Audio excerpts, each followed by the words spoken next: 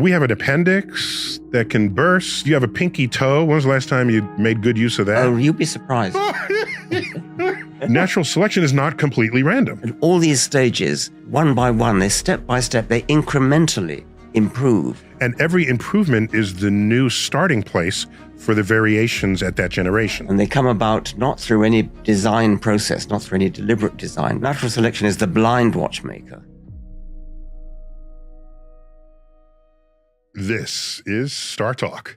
Neil deGrasse Tyson here, your personal astrophysicist. And today, I'm in conversation with the one, the only, Richard Dawkins. Richard, welcome back to my office. Thank you very much. This is like your fourth time here or something. I've lost count. Something like something that. Something like that. Always a pleasure, Neil. Oh, welcome. I mean, we have a lot of catching up to do, I think. So recently, or at least this year, we lost Daniel Dennett, philosopher Daniel Dennett. I recently learned, I didn't read all of his books, I read some of them. He declared that Darwin's evolution by natural selection was the greatest idea anybody ever had. He's coming to it not as a biologist, but as a philosopher. So how do you reflect on that declaration? He said that at the beginning of his book, Darwin's Dangerous Idea. And his point was that before Darwin came along, it seemed obvious to everyone that big, complicated things like humans and oak trees and things had to have an explanation in terms of design. And it was a huge stroke of insight for Darwin to see that it didn't, that the laws of physics alone could produce this prodigious amount of complexity filtered through this odd process of natural selection. To me, it's always been strange that it took so long, that it took until the middle of the 19th century for Darwin and Wallace, and even maybe one or two other people. This is thousands of years of thought. Yes, and brilliant people have come before. Aristotle could have had it and didn't. I mean, when you think how much cleverer you had to be to do what Newton did, or Leibniz, inventing calculus, working out about the laws of how gravity. The Newton finger puppet here. Okay, yeah. You'd think that somebody would have tumbled to evolution by natural selection before the middle of the 19th century, yet they didn't. And so that's an astonishing thing, and it needs an explanation. Did Daniel Dennett explain why it took that long? And if he didn't, what would be your explanation? I don't remember whether he did. Well, first of all, Ernst Mayr, the great, he was here, I think. Here at the American Museum of Natural History. He thought it was because of essentialism. He thought that because of Aristotle and Plato, who thought that just because they thought like geometers, I mean, a right-angled triangle is a kind of perfect form sort of hanging out there. And they thought that the perfect rabbit, the perfect rhinoceros was hanging out there just like a right-angled triangle. So you couldn't imagine how a rabbit could turn into anything different. That was his explanation. That wouldn't be mine. I mean, I think it's just that. That's an interesting one, though, because it speaks to the bias that we have observing nature. I mean, even in my field. So my people, including Copernicus, could not shake the idea of orbits that were perfect circles. They couldn't shake that. Why would God design a universe with a shape that wasn't geometrically perfect? So even Copernicus, putting the sun back in the middle of the known universe, had circular orbits. And since the orbits are not circles, they actually differed from predictions on the night sky. So that was a problem at the time. It's like Copernicus, this might work, but it still doesn't fit. The epicycles are doing much better. And so it wasn't instantly taken up, including the resistance, the church resistance, of course. Of course, yes. Earth wasn't in the middle anymore. Our counterpart to what I think you're describing is the urge to try to presume nature was perfect and then account for it with everything we know that is. Going back to why it took so long and the idea of the perfect rabbit, the perfect rhinoceros, the perfect horse, in a way that was a bit silly because if you want to look at, I mean, a population of rabbits is pretty variable. And anyway, that was Ernst Mayr's explanation for why it took so long. Darwin did it by going via artificial selection. everybody knew, farmers knew, horticulturalists knew, gardeners knew, that you could change a rose, you could change a cabbage by just breeding. And really Darwin's insight was to say you don't actually need a breeder. You don't need a human to do the breeding. Nature does it for you. Survival does it for you. It's not that difficult. I mean, it doesn't require any sort of higher mathematics or anything. And yet nobody got it until Darwin and Wallace. And this is why I'm intrigued that Daniel Dennett, a philosopher who, in principle, any philosopher could have come up with this, because unlike relativity and unlike quantum physics, which are realms of behavior of the universe, large and small, that you can't just deduce from your armchair. But evolution by natural selection could have been deduced in an armchair. It just wasn't. It could. It's surprising that it didn't. It's interesting that both Darwin and Wallace were traveling naturalists, and they both were collectors in South America, both in South America. Wallace lost his entire South American collection in a fire. And then he went to the Far East. But they were both collectors of natural history specimens. And the other person who might have thought of it is Patrick Matthew, who was a gardener and an orchard keeper. But philosophers know they didn't do it. They didn't, and they could have. They could have, yes. So you've written, I mean, I have a list here of like all your books. You've been out of control over. Not as much as some people. Was The Selfish Gene your first book? Yes. Back in 1976? Yes. That was the year I graduated high school. Okay. No, I remember because it was like the bicentennial year. Everybody made a big deal of this. It was my first presidential election that I could vote in. And I voted for Jimmy Carter. And I got to tell him this so cliched line. But when I met him, I said, "You were my first president that I voted for." And it was 1 month after my birthday, I got to vote for him. So I thought I'd have a short exercise here. I'm going to mention your books. Could you just tell me what your favorite bit of that book was that you were communicating with the reader, if I may? So start off, The Selfish Gene. Natural selection chooses between genes. Genes are the only thing, the information contained in genes. Digital information is the only thing that goes from generation to generation. That which survives is information, digital information. Some genes survive better than others. We, the bodies, we, the animals, we, the plants, are just the machines that are there to preserve the genes that ride inside us. Whoa. Okay. So that reminds me of how I describe your gut bacteria. I say, people want to think they're like top of the world. And I say, all you are to those bacteria is a darkened vessel of anaerobic fecal matter. That's right. And it's pretty much the same with your genes. I mean, it's not fecal matter, it's testicular matter or ovarian matter, but yes. Okay, so they're the ones carrying themselves forward. Yes. So if it's just information, can you imagine a day where the biology is no longer necessary and you just have the digital information stored or duplicated in some way? Yes, certainly. Already you could preserve your entire genome. I've got my entire genome on one disk. And I once... Do you have a backup? Just checking. Is it on the cloud? Is it... The idea was... I don't have a backup. The idea was, it was a television program, and the conceit of the program was it was going to be posted into the the Dawkins family vault in the church at Chipping Norton. Oh my gosh! To be dug up in 1,000 years. And they were like a time capsule. Yeah, yes. Exactly. And the idea was that in 1,000 years they dig it up and make a duplicate of me. And of course, then we talk about why it wouldn't actually be me, because it would just be an identical twin of me. Mm-hmm. But that was the idea. Was it you? Yes, it must have been you, because who else would do this? Post it on social media. It was, no, if you had a book of a picture of your mother. I think you're thinking of your mother's mother. Yeah, you pile them up. It's just one of many ways of dramatizing the enormity of geological time. I forget exactly how it goes. There are lots of ways of doing it. I mean, no, but you do this, and if you keep doing it, one of those pictures is a fish. Is a fish. And yet, every single generation looks like the previous one and the next one. There's no sudden discontinuity. It's not sudden. And many people can't grasp this. They think, well, there must have been a time when it stopped being a fish and, but there wasn't. It just gradually changed. Okay, will you allow me, given this, which I completely understand, you have to allow me my explanation for the chicken and the egg.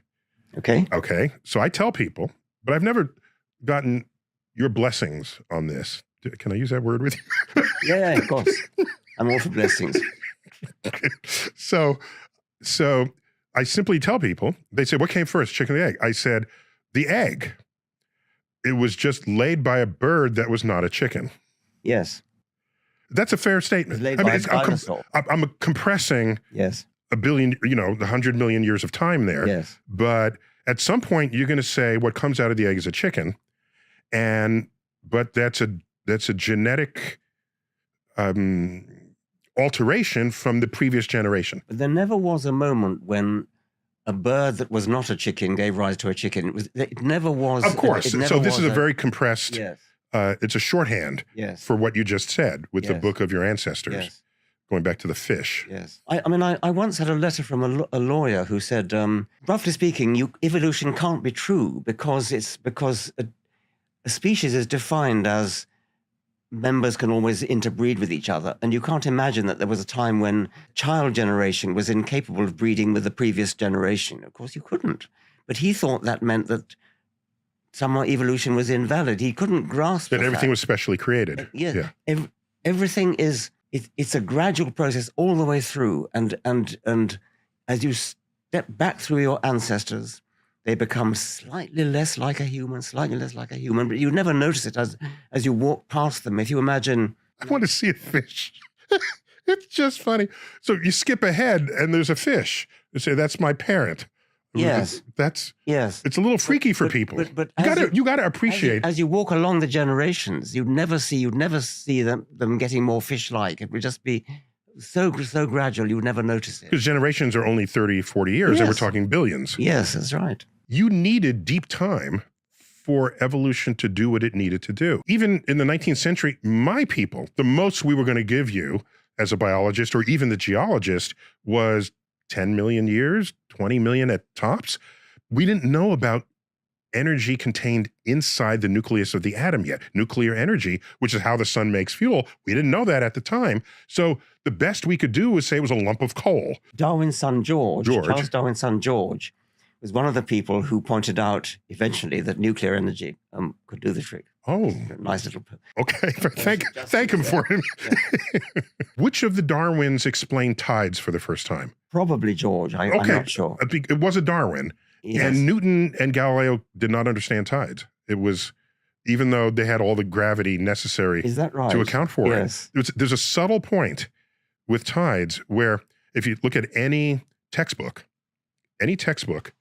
it'll have like the moon and Earth, and it'll have a tidal bulge pointing towards the moon. Yes, that's wrong. It's wrong. Yes. It doesn't, the moon would want that to happen, but that's not how it is. Yes. The tidal bulge is in advance of the moon in its orbit. Yes. Okay?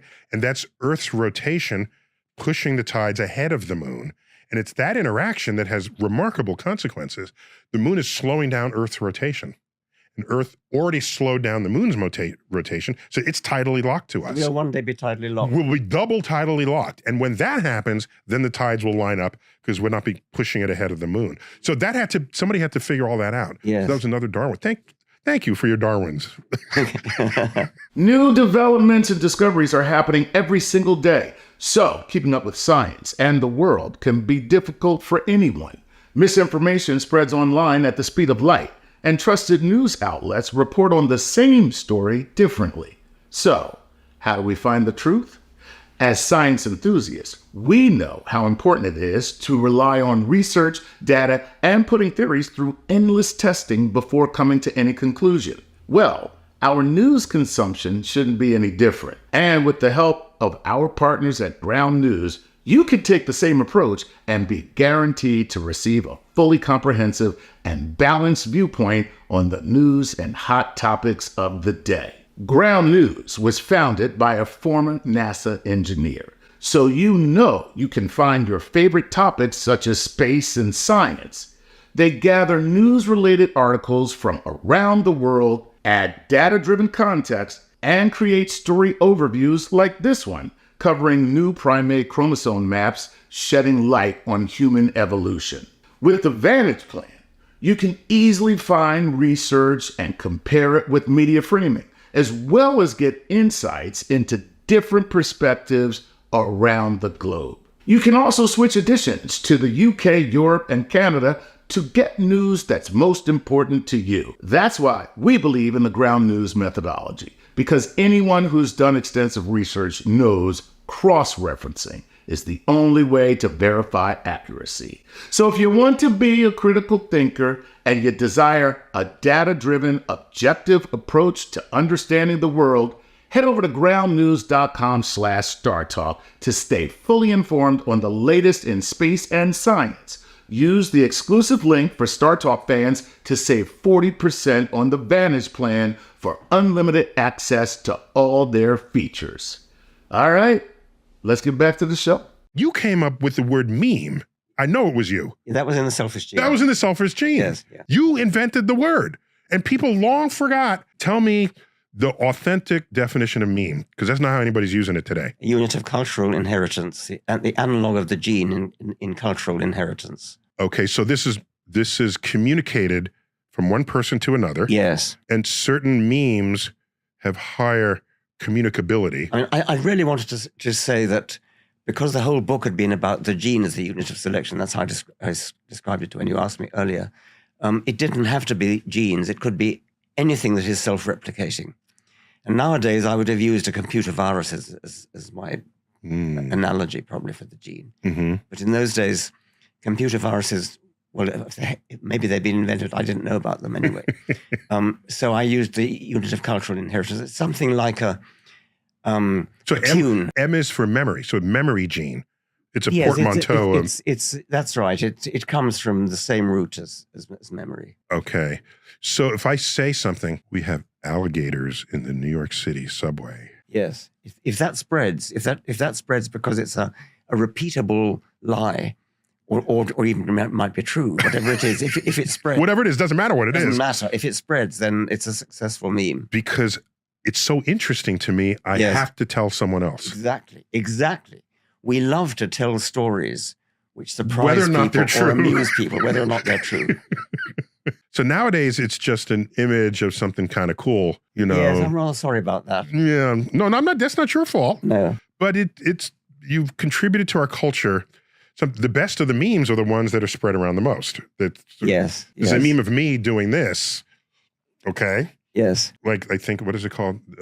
Watch out, you got a badass over here. I never said that. Okay. And there is a picture of me doing this. When it spreads. It spread. And there are people in South America who saw me in the street. They were tourists. I said, oh, we know you from the meme. This is like 10 years ago or something. It's like, the meme, really? That's not even me. Why did that? So somehow that spread. I don't have any understanding of it. Shall I tell you my John Cleese story about that? What is that? Well, do you remember Fawlty Towers? And Yes. Yes. Okay. Well, there's an episode where some Germans visit the hotel, and Basil Fawlty is going, don't mention the war. Don't mention the war. And of course he does mention it. Anyway, he was in, I think it was Munich airport, and he was going up the escalator, and there was a man way over there and going down the escalator right across the hall. And he recognized him and he shouted, don't mention the war. Okay. So that meme was spreading in Germany. So that's a selfish gene. So let's move ahead here. The Blind Watchmaker. Oh, that's my favorite book of yours, if I may. Okay. Well, The Watchmaker comes from William Paley, the theologian, who said that there must be a God because if you find a watch, you pick up the watch. He was crossing a heath, he said. And you open it up. It was a great big pocket watch in those days. Back when watches were watches. Yes, that's right. And you see all the cogwheels and springs and things. It had to have a designer, of course it did. And so how much more would you say that of an eye or a knee joint or anything living? So that's the Paley watchmaker argument. Natural selection is the blind watchmaker. It produces results that are like watches. They're beautifully designed. Eyes are beautifully designed. Certain flaws, but they are beautifully designed. And they come about not through any design process, not through any deliberate design, but through the blind watchmaker, which is natural selection. So that's hard for people to accept, especially if they're deeply religious. Yes. Because they already have an account. Yes. Now you're saying one of the acts of their God is some random force operating. He didn't have to be there at all. He didn't have to be there at all. Yes. And I think where people get confused, and even some of our people have made this mistake, Fred Hoyle, who was the architect of the steady state universe, who pejoratively invented the name Big Bang to describe the universe beginning in one point. He said that in a pejorative way. He wanted the universe to be a steady state. He did a calculation for how you would get an eye, a fully functioning eye, and how long that would take. And it was some impossibly, 10 to the some very high power number of years, given the rate at which you have defects in a genome. And correct me if I'm wrong, the rebuttal to that is natural selection is not completely random. Well, no, that's right. It actually wasn't an eye. It was a hemoglobin molecule, but it's the same argument anyway. So what he overlooked was that it doesn't happen all in one go. He imagined all the bits coming together at random. And that's one case that doesn't work, and it has another random thing that doesn't work. Yes. And you do that forever. You do that forever. Of course you want, but what you need is, let's use the eye, even though he didn't.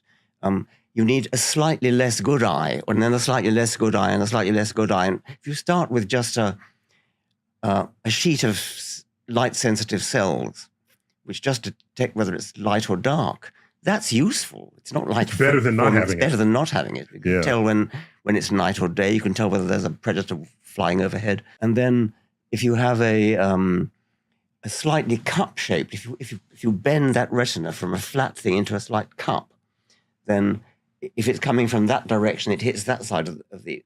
We are on video, aren't we? Yes. And so you get, it's not an image, but it gives a slight directionality. And then you close up and you start to get a pinhole camera. It's a very crude, it's out of focus, but it's sort of an image. And then you need a little bit of transparent gunk in there. It's not a proper lens, but it does something like a lens. And all these stages, one by one, step by step, they incrementally improve. And every improvement is the new starting place for the variations at that generation. That's right, and then you get improvement. Because every generation is not starting from zero. That's right, yes. So The Blind Watchmaker, I just thought that was brilliantly written, and it was my benchmark for if I were to ever write a book for the public, I want to be this articulate. Oh, wow, that's high praise, Neil. I just want you to know that. Thank you for that. Okay, let the record show. Climbing Mount Improbable. Well, that's what we've just been talking about. Yes. Mount Improbable is... Just that metaphor, describe it to me. It's a metaphor where you've got a mountain, you've got a sheer cliff, a vertical cliff, and on the top of the cliff is an eye. And to produce the eye in the Fred Hoyle manner would be to leap from the bottom of the cliff to the top in one go. In one go. You cannot do it. But you go around the other side of the mountain and you find a nice gentle slope. And so you just climb step by step and you reach the summit. Okay. So if you think it got there in one fell swoop, there's no, of course you're going to invent a God, because That's right. But not imagining that there's another way. Yes. You're stuck in one religious philosophy versus any other philosophy. Yes. Okay. All right. Got that. And this one, much was written about unweaving the rainbow. So tell me about that. Okay. That was, we're up to 1998 now. That comes from Keats. I did not know that. Keats complained about Newton spoiling all the poetry of the rainbow by explaining it. And so my point was the point which you've made often enough, that actually there's far more poetry in really understanding the spectrum. So did I tell you this? Do you remember there was this, it was on YouTube, it was what's called Double Rainbow Guy. Have you ever seen this? No. Double Rainbow. You should check it out. Okay. Okay, this is now, back when social media was just people posting things. It wasn't the cesspool that it is today. Yes. So he was hiking somewhere. There's some guy, back when you needed a camcorder to take videos, yes, not a cell phone. He's hiking in, was it Sierra Madres? I don't remember where. And you hear him sort of narrating oh, that's a nice cliff. Then he turns a corner and he says, oh, a rainbow. Oh my gosh. What could it mean? Oh, a double rainbow. Oh my gosh. And he's tearing. You don't see him, but you can easily interpret just his emotions and his breath. And then he goes prostrate to the ground. Yes. And he can't contain himself. What does it mean? This is a sign. And so I felt bad doing this. You might be proud of me, but I felt bad doing this. I tweeted, I put a link to this video, and I said, this is how you behave if you've never studied physics. Yes. But I thought that was kind of mean. He's having his moment. Well, in a way, that's what Keats was doing. And that's to Newton. Yes, that's right. But anyway, I can cap your story in the opposite direction. I read a story about a woman in California. She had a lawn sprinkler, and she saw a rainbow in the lawn sprinkler, and she said, "What are they doing to our water supply?" That's funny. Oh my gosh. So I did not know that Keats had that to say about Newton, because Newton, he decoded the rainbow. Yes. That was his thing. That's what he did. One of his things. Oh, by the way, you mentioned how beautiful the eye is, even with some flaws. As an astrophysicist, when I would learn this very early, when I took classes here, actually, when I was in middle school at the Hayden Planetarium, that's when I learned about the entire electromagnetic spectrum, and that the visible part of the spectrum is tiny. Yes. It's not even a full octave. That's right. Of what's out there. And then I was just disappointed with my sight. I said, is this the best nature could get? X-rays. Is this, let me go back in line and see what else is there. And later on in Star Trek The Next Generation, there'd be a character called Geordi. He had a visor, VISOR, which was an acronym, Visual Instrument Sight Organ Replacement. And so early acronym days. So I'd be intrigued by what the world would look like that way. For example, if someone's calling you on your cell phone, that would be like radiant microwaves while that's happening. That'd be just kind of cool. Or if you go by the countryside and you see radio towers, they would be the brightest things on the horizon. And now they're just hunks of metal. And so they get him to look at scenes that they're coming upon. It's high in X-rays, it's high in this, it's high in that. Yes. And then I worried that if you could see all bands of light, that would be very visually noisy, wouldn't it? Yes. I mean, if you see right through to radio waves, where you wouldn't, well, then everything becomes transparent. Long wavelengths, yes. Then there are no walls in this office. You wouldn't see things. That's right. You have coined this term, and we've even appeared on stage together under this title, The Poetry of Reality. And I'm all in. But if you're actually a poet, surely there are parts of reality that are best expressed by a poet. Would you agree? I suppose so. I've never quite understood. I don't write verse, but I suppose, like you, I try to evoke emotion at the same time as otherwise science. It's just a wiki page. Yes, right. That's you right. Want some... And I'm not entirely clear what you mean by poetic. I sort of feel intuitively I know what it means, but I can't quite put it into words. Maybe that's no accident. Yes, I defend in my own mind the idea that science is the poetry of reality. It makes me feel poetic. And I think it makes you feel poetic. So it might be self-serving on that level. What would matter if others can be convinced of the same?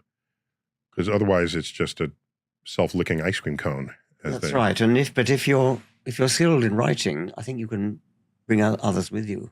For me, poetry, art, more broadly, best serves us when it highlights something you might have otherwise missed or never noticed. It's a good way to put it. My best example of that was July 21st, 22nd, was it? After we landed on the moon in 1969, the New York Times had a special section, people reacting to the fact that we walked on the moon. And there were all these famous poets of the day. There was Archibald MacLeish and, people who carried the soul of creative expression in the day And I read these poems. They were awful.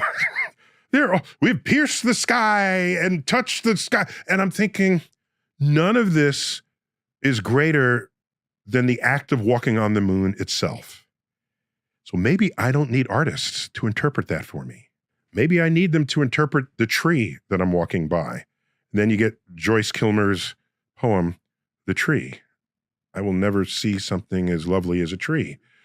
Arms pressed to the sky. There's in American poetry, Henry Wadsworth Longfellow, who wrote The Midnight Ride of Paul Revere. That might not be heralded as great poetry, but we all know it here in America. And that's a poem about a guy who told other people that the enemy was coming? Is that an important person? No.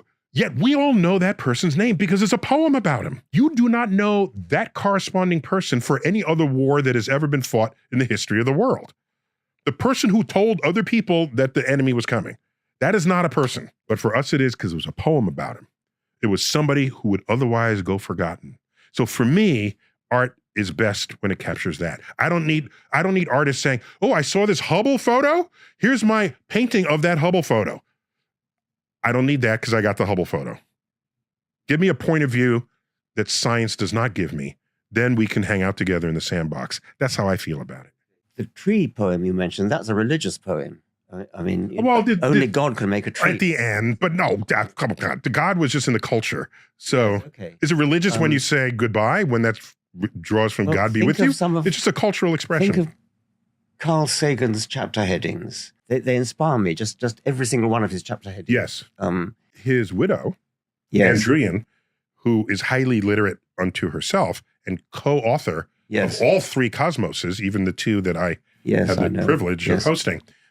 She was a major force in that poetic voice. I just want to give credit where that's due there. Across the backbone of night. I mean, that is a poetic phrase.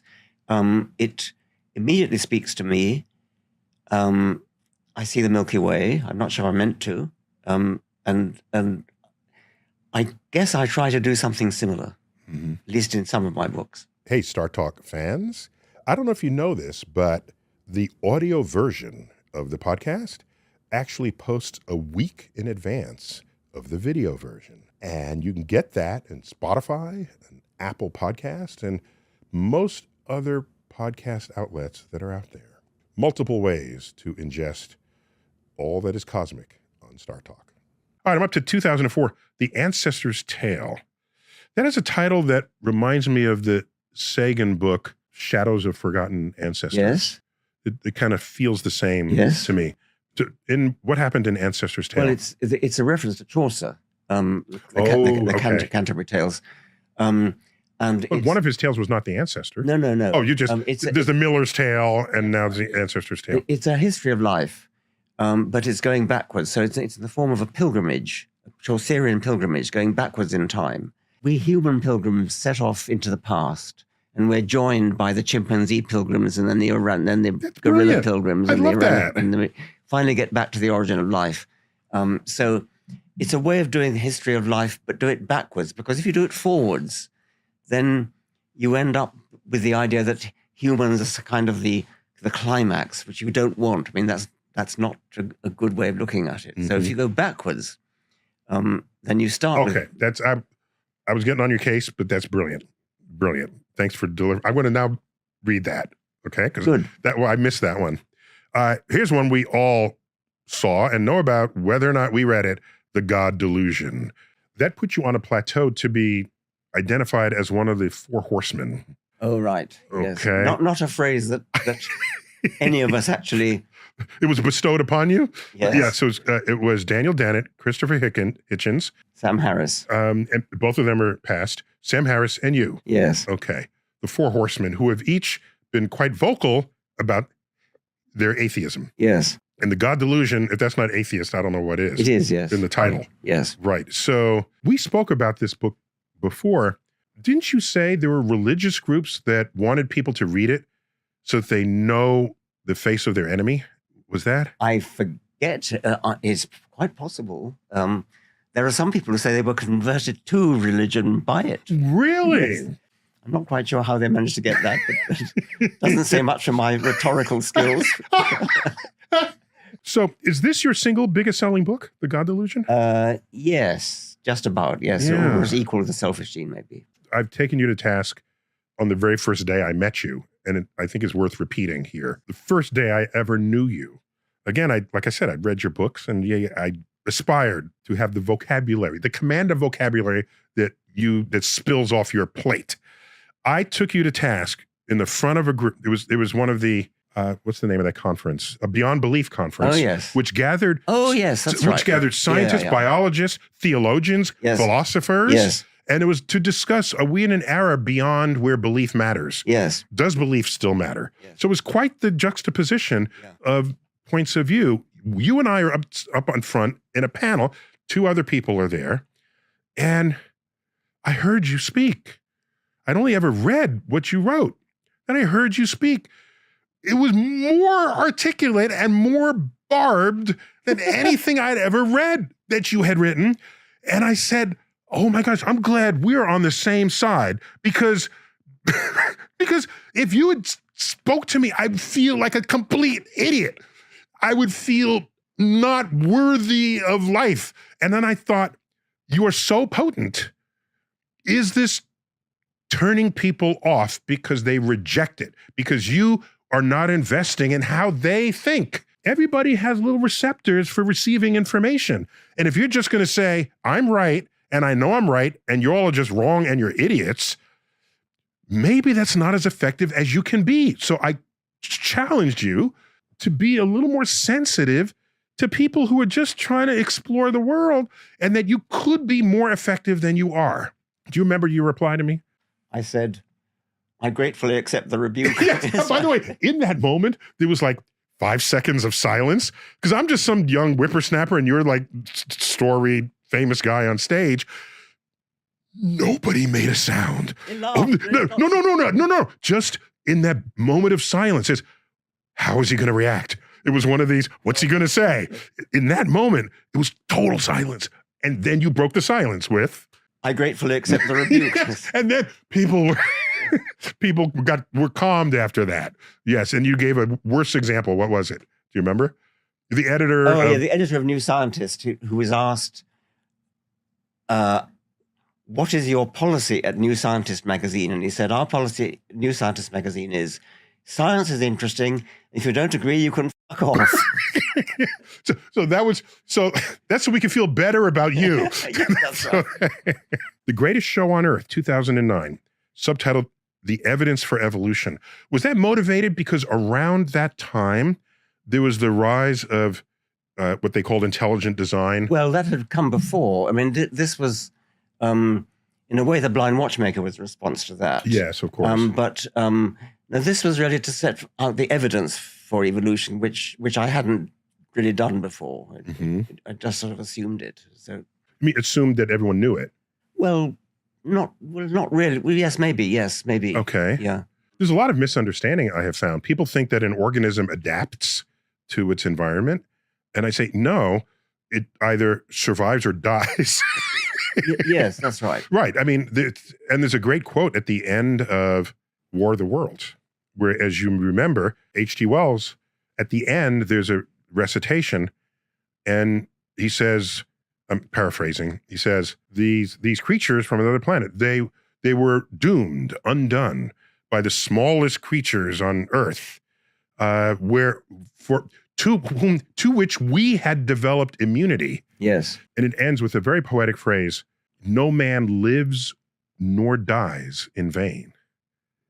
That through the toll of 1 billion deaths, man has bought his birthright on this earth, and it is his against all comers, and it would have still been his had the Martians been 10 times as mighty as they are, because no man lives nor dies in vain. And I thought that was potent. He was, of course, scientifically literate, and he's saying there are generations that die because they can't make it through this next stress to the environment. It's rather horrifying when you think that actually that's what happened to the native South Americans when the Spanish arrived. I mean, they were killed by by epidemics of things like measles, to which they had no immunity. And in Europe, they built up immunity to these diseases. But the better analogy would have been had the South Americans wanted to invade Europe. Yes. They would have then died by the European diseases. But that's not how European colonialism works. Yeah. Just a couple more books here. I'm skipping over like a half a dozen, with your permission. One that I delighted, not only because I received a copy of it in the mail from your publisher, it was just delightfully done. Flights of Fancy, Defying Gravity by Design and Evolution. That was 2021. Beautiful book, illustrated. And who was the illustrator of that book? Jana Lentsova. She's Slovak. Just something that I think is underappreciated in this world, because we can't fly. So especially in the idea that we're at the top of the evolutionary scale and everything else is less than us. What does the condor say about that? Who flaps its wings once every 10 minutes because it coasts the rest of the time. So it's just a celebration of flight in evolution. I was delighted by that. Thank you. Well, that was sort of designed for young people. It started out as a children's book. Well, that's why I liked it so yes. much. that accounted for its accessibility. I mean, it was just very fun to see the illustrations and the like. And right now there's a book coming out called The Genetic Book of the Dead. Yes. A publisher actually let you use that title.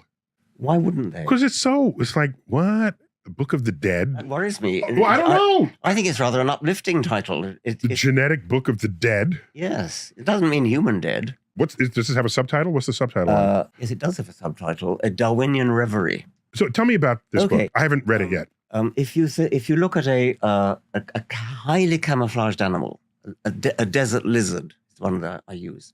It's got pebbles and sand all over its back. It's just a dummy painting of a desert on its back, okay?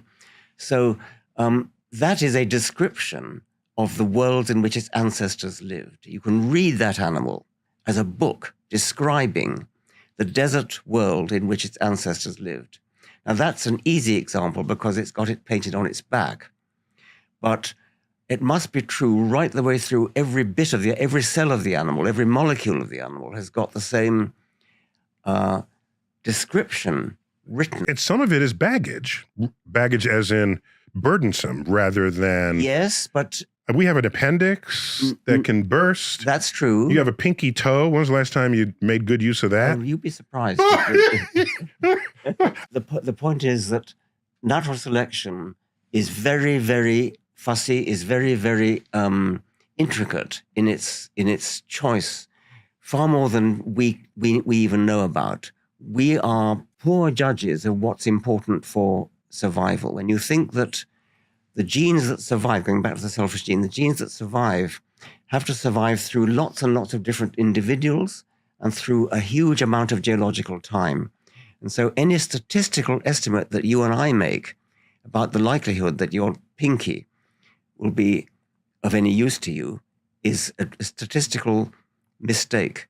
Natural selection is a much better statistician than we are. So I'd need to think harder about my pinky toe. Well, natural selection has millions of years in which to choose between successful toes and unsuccessful toes. J.B.S. Haldane did a calculation. J.B.S. Haldane, the great geneticist, did a calculation.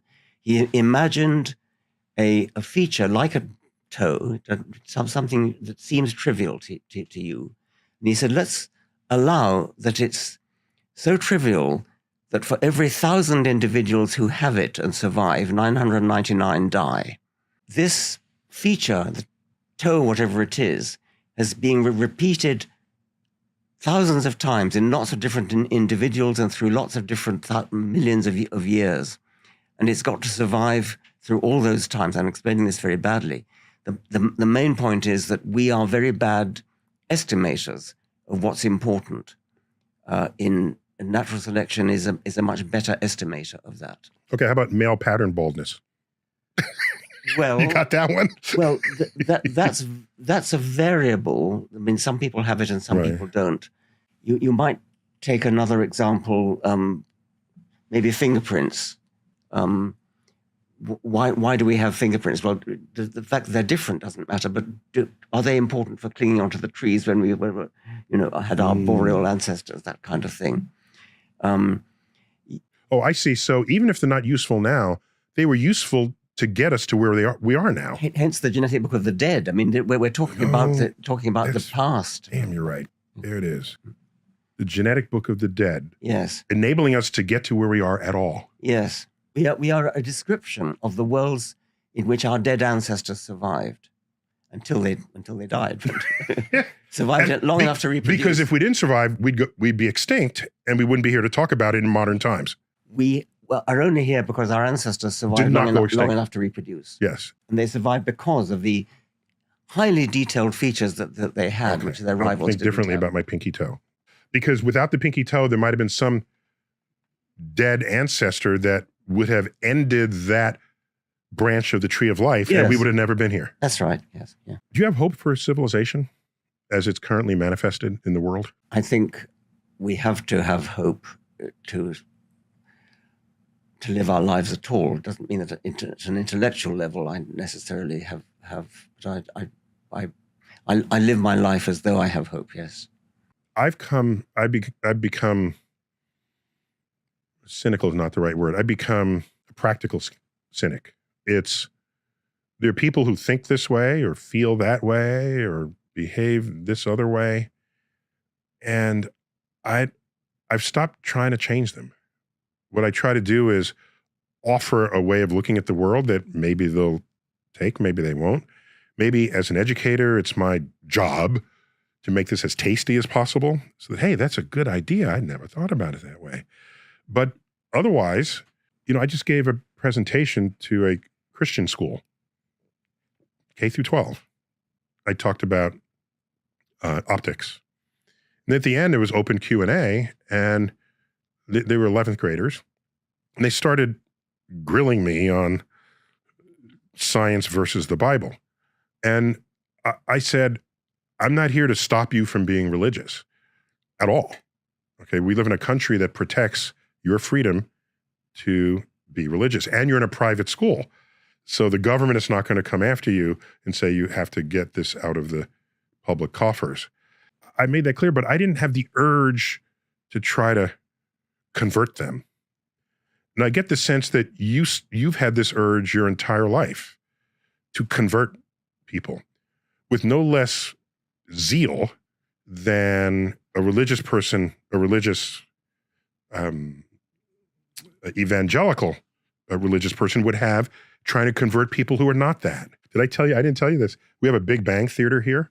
Yes. And back when we first opened here at the Hayden Planetarium, there's a separate theater space where we just talk about the Big Bang. Someone came out of the Big Bang, saw me and says, how come you didn't mention God in there? And then I realized, okay, what am I going to do? I say, how about this? Why don't you go to our Hall of Human Evolution and then come back here? And when I tell them to do that, they never come back because that's way more offensive to them, having monkeys and humans hold hands in the dioramas than anything we could ever say in the Big Bang here. I thought they'd rather like the Big Bang. I mean, the Big Bang sounds pretty much like Genesis. It's a creation event. Yeah. Yes. Maybe that's why they thought we should have mentioned God and didn't. But I don't even have the conversation. I just send them over to your part of the museum. Yes. But I think you're being too pusillanimous. You shouldn't duck the question. Well, I don't duck it so much as sometimes I don't have the energy. Oh, that's different. I get that too. You feel that? I understand that. But in my field, that really is an absolute opposition. It's not something you complete. Although the Catholic Church, they've met you in the middle. Yeah, they have. They said, we have this branch of primates, and then God breathed the soul into them, and they're humans, allowing evolution all up to that point. Yeah. That's you got to give them something. You got to not a step. But the world is not that binary. It's not that binary. I don't see it that way. There are religious people who where Jesus is their savior, but they're perfectly fine with a 4.5 billion year old Earth. Yes, they are. Okay, they're not at the extreme. They don't see the contradiction, but yes. So maybe the plurality of the world is a feature rather than a bug of the programming of what it is to be human. But the truth is so much more grand and so much more elegant and so much more poetic and so much more beautiful. Why drag Jesus in? And I would still claim you could get more of that across if people didn't feel stupid talking to you. Yeah, that's true. So you're a professor at Oxford? Are you retired? Yeah. You retired, okay. And you were professor of? Public Understanding of Science. Yes, I remembered that. That was a post created by Charles Simone. To Charles Simone, yes. And he created multiples of those around the world. That wasn't the only one. No, he won at the Princeton Advanced. Yeah, the Institute for Advanced Study, yeah, maybe? That's right, okay. Yes. I think that was in a different field. I think that was... Okay. But it's interesting. He's a very generous Yeah, if you're wealthy and you want to make a change in the world, that's a way to sort of keep that going. Absolutely, yeah. Right. And there's another professorship somewhere in the UK, a professorship of the public understanding of risk. Oh, that's good. That's a professorship. And forgive me, I don't remember where, but I know that exists. Yes, that's good. And people have no way to judge or to think about that as a challenge in their lives. So that is a fascinating subject. Okay. People get so wrong. Yes. Even smart people get that wrong. Yes. People we would otherwise think should be smart. Yes. Don't get it.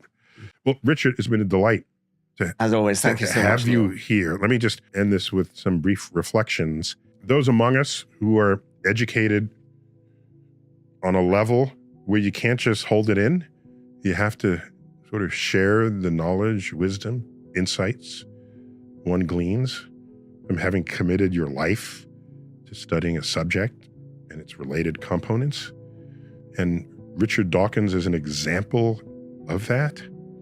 Carl Sagan used to say, when you're in love, you want to tell the world. And were there 24 books on this list that I just read? This is Professor Dawkins can't contain his love, and he's got to share it for all those who seek a deeper understanding of life, not only their own lives, but the lives of everyone around them, and the lives of all that came before us, and the lives of all those yet to be born. But in there are messages of protecting our civilization, because without it, there will be no future lives to be born. And then what of our branch in the tree of life? We can't let the roaches and the rats take over after us. Help us. That is a cosmic perspective. Neil deGrasse Tyson here, your personal astrophysicist. As always, I bid you to keep looking up.